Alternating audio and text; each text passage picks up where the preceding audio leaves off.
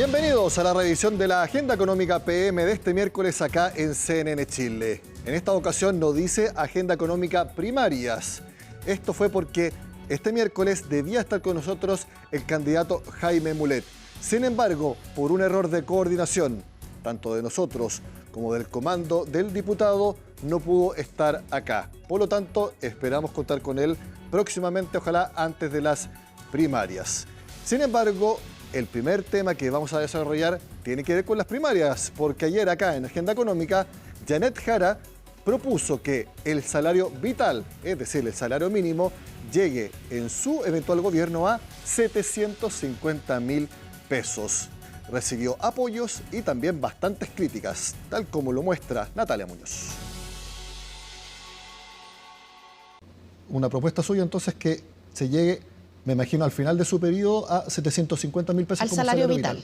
Es que es el concepto más que el monto, pero hoy día se estima en 750.000 pesos. Ese es el objetivo de la candidata comunista. A 750.000 pesos es lo que propone Janet Jara que suba el salario mínimo. 250.000 más que el nivel actual o un alza de 50%. Una propuesta que no cayó bien en quienes en su mayoría pagan este sueldo, las pymes y emprendedores. Debiese haber un mínimo de cordura y hacer planteamientos que efectivamente se puedan pagar.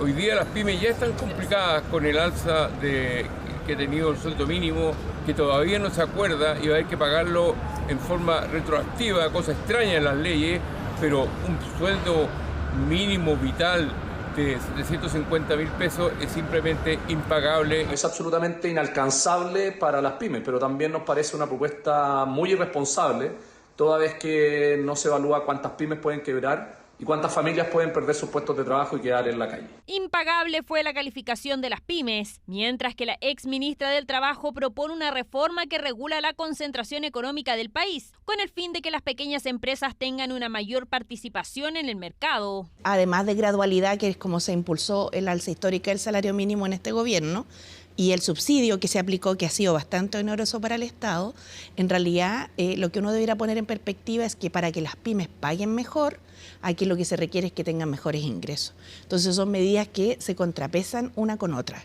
Alza el salario mínimo a salario vital con mayor participación de mercado por parte de las pymes. Actualmente está en discusión el aumento del salario mínimo, desde 510.000 a 529.000 pesos a partir de mayo de forma retroactiva, y para luego avanzar a 539.000 pesos en enero, por lo que llegar a 750.000 pesos se aleja bastante. No pueden, eso es vender humo, siempre ha sido vender humo, porque la plata no cae del cielo, la plata la paga alguien, y el alguien tiene que poder pagarlo. Yo creo que parte del problema del debate económico que tenemos hoy día son estas soluciones mágicas, simplistas, que son puro engaño, pura chiva. Es hacer que otro pague la cuenta, básicamente, para salir reelecto. Eso me parece que es un abuso. Palabras desde el equipo económico de la candidata de Chile Vamos. La rival de Jara en la primaria oficialista tampoco es factible la cifra. Claro que sería deseable llegar a esa cifra, pero creo que lo más importante es ir pensando en los instrumentos, porque efectivamente si esto lo hacemos a través del salario mínimo legal, encontraríamos problemas. Ya encontramos con el salario mínimo actual mucha dificultad con las pequeñas empresas. O sea, ya están teniendo apoyo público para poder alcanzar este estándar y si lo hiciéramos solo por ahí sería difícil. La candidata del socialismo democrático apostará en reactivar el bolsillo familiar electrónico. Respecto al Frente Amplio, su abanderado se cuadra con Jara en la cifra de 750.000 pesos. Yo creo que es posible, pero al final del gobierno. No es llegar y hacerlo de un día para otro, y creo que es muy importante que los candidatos efectivamente seamos responsables, pero yo creo que es posible y en nuestro programa aparece esa expectativa, pero hacia el final del gobierno. Desde la otra vereda, los republicanos lo ven como una medida populista. Si hay algo que el Partido Comunista sabe hacer muy bien es confundir las cosas, particularmente en materia económica, decir frases populistas precisamente para enganchar a quienes no necesariamente están en el detalle de las políticas públicas.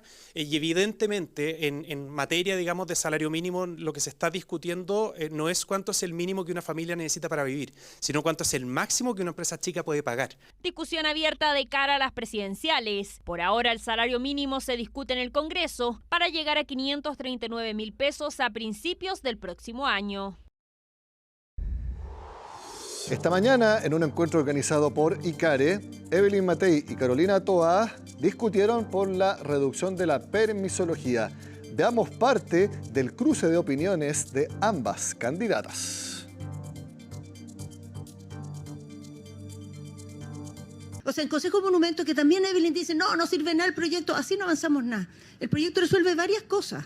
¿Y por qué crea más personal? Porque hay que tener capacidad en las regiones, todo va a parar a Santiago, y hay que tener más peritos, porque las cosas se traban, porque no hay arqueólogos. Por eso se traban, por la falta de arqueólogos. Entonces no pongamos la ideología que no. O sea, a veces se requiere.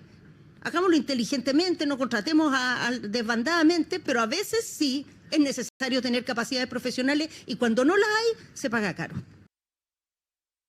Yo, en primer lugar, le pediría a Carolina que no se enoje. Yo no estoy peleando con ella. No estoy peleando con este gobierno, no estoy peleando con nadie. Quiero sacar al país adelante. También le pediría que, por favor, no distorsione los argumentos. Yo en ningún momento he dicho que hay que echar a la gente de izquierda ni poner gente de derecha.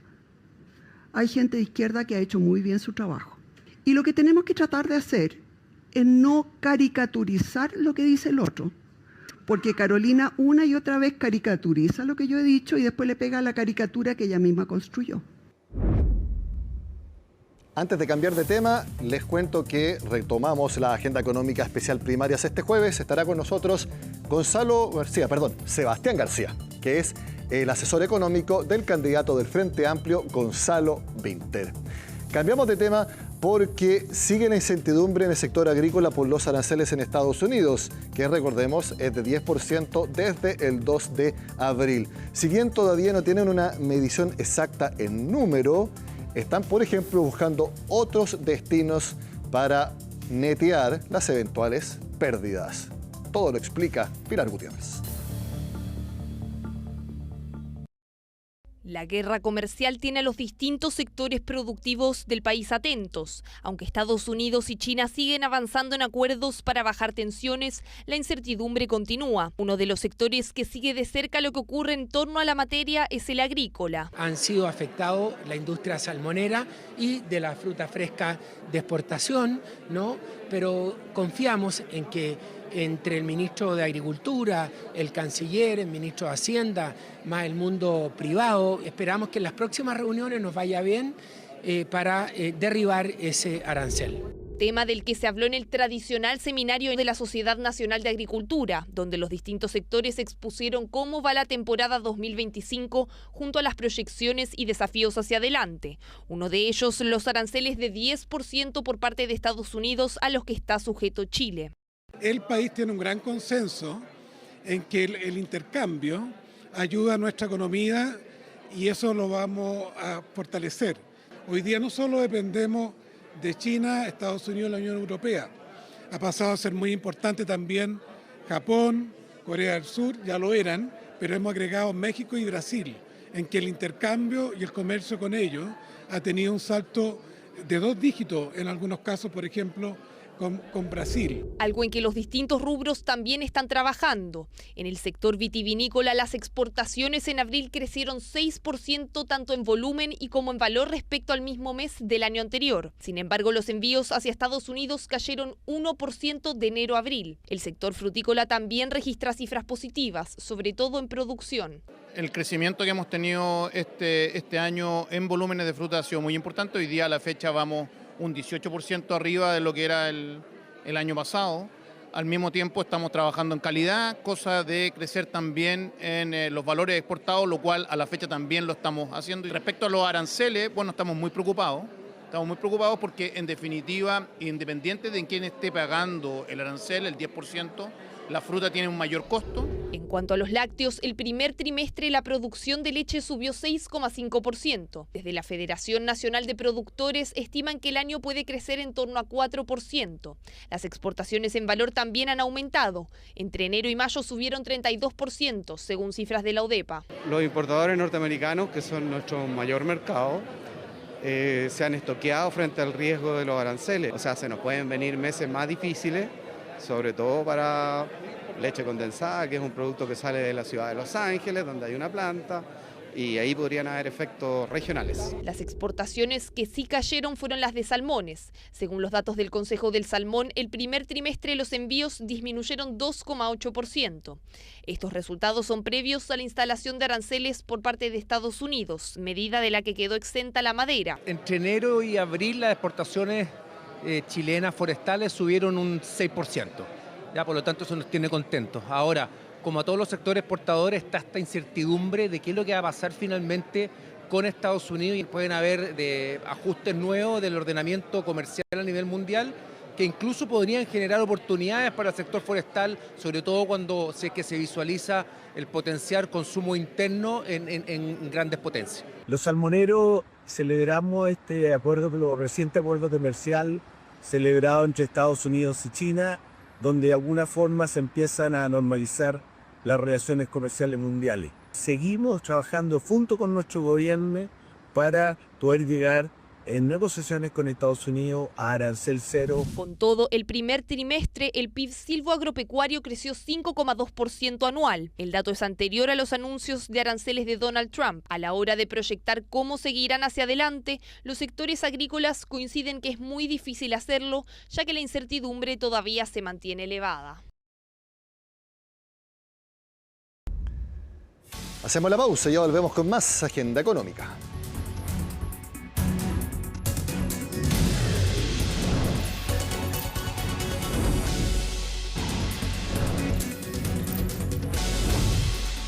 Desde que conocimos el IPC de mayo, en el mercado hay opiniones divididas respecto a la pregunta que ustedes ven en pantalla.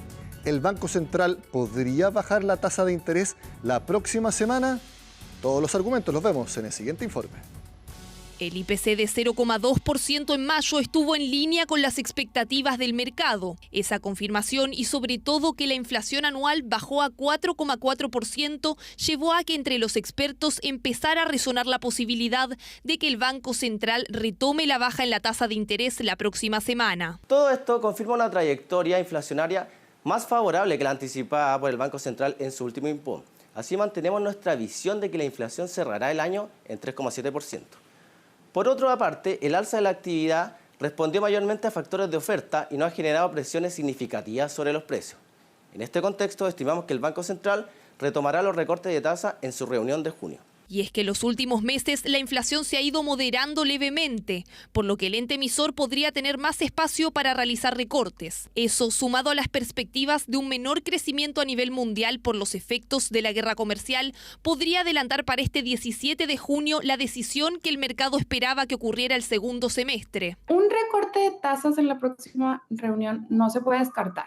Y tan es así que en los precios de mercado se puede deducir que la mitad de los participantes de mercado esperan recorte de 0,25% y la otra mitad no espera recorte. Nosotros en Fintual nos inclinamos a que el central va a esperar un poco más. Ellos creen que la baja sería en julio o septiembre, es decir, ya en la segunda parte del año. La incertidumbre no se ha disipado por completo, razón por la que esperan que el ente emisor mantenga el nivel de 5% el próximo martes. Nosotros no pensamos que la tasa de política monetaria tenga que bajarse ahora. Falta poco, ¿cierto?, para cumplir el 4,5%, que es el que estimamos que debiese ser la tasa a fin de año, ¿cierto? Por lo tanto, hay muchos meses todavía por delante en los cuales Chile podría bajar su tasa de interés. La inflación, si bien ha venido bajando, nos parece que todavía está alta. Nosotros estamos pensando más a fin de año, septiembre o quizás más tarde. Un factor relevante para mantenerla es la incertidumbre del escenario internacional que aún persiste y que puede traspasarse a la inflación, aunque algunos consideran que el escenario macroeconómico nacional es el que debe pesar más en la decisión del Banco Central. Las holguras de producción, como la inflación empieza a converger ya hacia tasas menores y vemos también altas tasas de desempleo. Entonces, analizando toda la situación, uno ve un poco más de espacio para baja. Yo creo que el escenario más probable es que sea durante el segundo semestre del 2025 y no en la próxima reunión. Al día siguiente de la decisión de la tasa, el Banco Central publicará el informe de política monetaria de junio, donde actualizarán sus proyecciones macroeconómicas. Los analistas prevén que el 3,8% de inflación para el año que planteó el ente emisor en marzo se ajuste al alza, otra señal que puede llevar a que mantengan la cautela. Creemos que deberían haber algunos ajustes, pero deberían ser dentro de todo leves.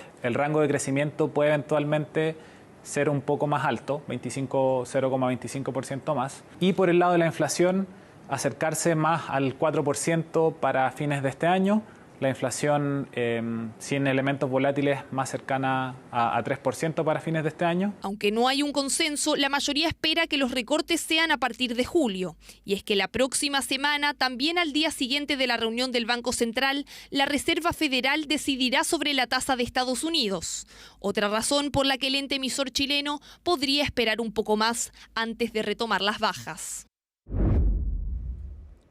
Y subieron las posibilidades de que la Reserva Federal de Estados Unidos baje la tasa de interés la próxima semana, porque tal como vemos en pantalla, el IPC de ese país fue menor de lo esperado y eso le da más posibilidades, le da más espacio a la Fed entonces para bajar la tasa de interés. Es parte del siguiente resumen económico. El IPC de mayo en Estados Unidos mostró un incremento mensual del 0,1%, por debajo de lo esperado por el mercado, lo que mantuvo la inflación anual en 2,4%. El IPC subyacente también resultó inferior al pronóstico, con un avance del 0,1% mensual y 2,8% en 12 meses. La moderación de estas cifras refuerza las expectativas de que la Reserva Federal no haga cambios en la tasa de interés. El presidente Trump declaró haber cerrado un acuerdo preliminar con China, que incluye un arancel total de 55% para las importaciones chinas y 10% para los productos estadounidenses en China, además de compromisos en el suministro de tierras raras y acceso estudiantil. La medida busca aliviar tensiones y estabilizar el comercio bilateral, aunque requiere la aprobación final de los presidentes para entrar en vigor. La Comisión para el Mercado Financiero denunció a 3 entidades que ofrecen préstamos a través de sitios web fraudulentos, utilizando nombres similares a marcas legítimas, como Celulosa Arauco y Principal AGF. La alerta incluye el uso de sistemas de imitación de identidad corporativa para estafar usuarios, y las autoridades instan a revisar las páginas web en los canales oficiales antes de acceder a cualquier oferta. Cambiamos de tema porque Clapes UC entregó una información bastante inédita. Cifró por primera vez el costo de la delincuencia y la inseguridad en nuestro país. El cálculo sorprende y mucho porque se estima que en promedio de los últimos años el PIB de Chile cayó 2,6% solamente debido a este factor. $2 millones. Ese fue entre 2016 y 2022 el costo promedio al año provocado por el aumento de la criminalidad en Chile. Así lo dio a conocer un estudio realizado por Clapes UC, que reveló que el alza en la tasa de homicidios en ese periodo ha generado una pérdida económica de 2,6% del Producto Interno Bruto anual. Pero para 2025 el número sería aún mayor. Hoy día nos cuesta en torno a $9.000 millones anuales, es el costo económico de la delincuencia.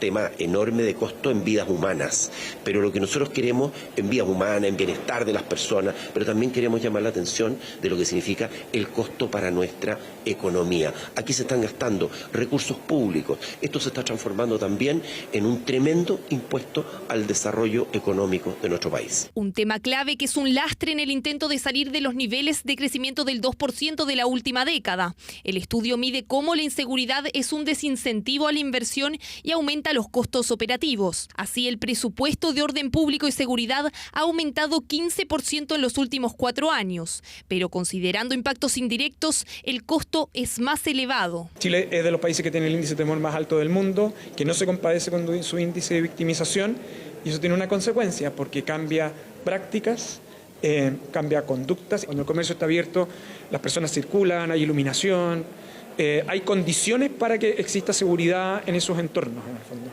Cuando hay cambios de conductas por temor, un establecimiento cierra temprano, cuando hay espacios vacíos, alguien ocupa esos espacios. Y por eso es tan importante así como hacerse cargo de los delitos violentos, hacerse cargo del temor. El cierre del comercio es algo que el estudio incorpora. También el impacto sobre otras actividades económicas que, producto de la inseguridad, se reducen o derechamente dejan de realizarse. Salir a comer en las noches dejan de hacerse porque la gente se guarda más temprano. Partidos de fútbol que no se hacen o que se hacen sin público. Clases que no se hacen porque hay un funeral. No hemos hecho el análisis de cuantificar cuánto de esto impacta en la cesantía, pero es razonable creer que si hay menos actividad económica hay más gente buscando trabajo y hay menos oportunidades de trabajo. Si bien Chile ha tenido históricamente el nivel más bajo de homicidios en la región, entre 2016 y 2022 la tasa llegó a un promedio de 4,9 homicidios cada 100.000 habitantes, bastante más alto en comparación al 3,2 los 10 años previos. Es decir, la tasa de homicidios subió casi 52% en una década. Un asunto clave para enfrentarlo es poner foco en la educación. Esto afecta no solo en el conocimiento que pueden adquirir, que es práctico para después ser un profesional o seguir estudiando o en un trabajo, sino que tenemos también que mirar los colegios como un formador en materia de convivencia. Un colegio que tiene peores capacidades de gestionar la convivencia va a tener niños que tienen peores niveles de aprendizaje, va a tener mayores niveles de desescolarización, de exclusión escolar, y eso va a desencadenar en problemas de convivencia futuro, incluso en problemas delictuales. En ese sentido, el énfasis hecho por los panelistas en la presentación fue a no desatender las medidas de largo plazo como estas, que serían claves para reducir la criminalidad. Volviendo a las cifras, el aumento de un homicidio cada 100.000 habitantes reduce el PIB de los países en 1,6% al año. El país deja de crecer producto de la delincuencia, como hay un desincentivo de la inversión. Y este desincentivo de la inversión termina repercutiendo en una peor calidad de vida para todos los chilenos. El punto que puse yo fue el de la reinserción de los presos, de la prevención en los jóvenes, de cómo los recursos, que siempre son escasos, debieran orientarse a aquello, pero también cómo el sistema muchas veces no funciona. Son parte de las prioridades que ven parlamentarios para enfrentar la situación. Y es que además de la pérdida en vidas humanas y bienestar, según el estudio, este año la delincuencia podría costar 9.100 millones de dólares, casi el 10% del presupuesto público.